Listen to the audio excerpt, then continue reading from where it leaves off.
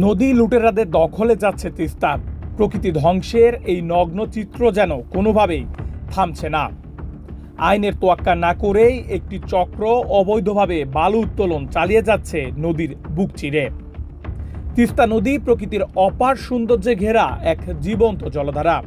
এই নদী শুধু পানির উৎস নয়, বরং আশেপাশের জনপদের প্রাণ, জীবিকা ও পরিবেশের ভারসাম্যের অন্যতম ভিত্তি। কিন্তু দুঃখজনক হলেও সত্য, এই নদী থেকেই একটি চক্র অবৈধভাবে বালু উত্তোলন করছে। নদী ও আশেপাশের এলাকার প্রাকৃতিক সৌন্দর্য ড্রোন ক্যামেরায় ধারণ করার সময় ধরা পড়ে সেই অবৈধ কর্মকাণ্ডের দৃশ্য।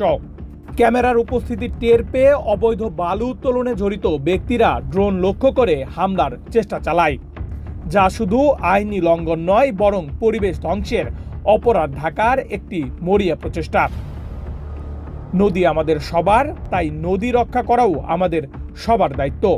প্রকৃতি ও পরিবেশকে বাঁচাতে অবৈধ বালু উত্তোলনের বিরুদ্ধে সচেতনতা ও কার্যকর ব্যবস্থা এখন সময়ের দাবি।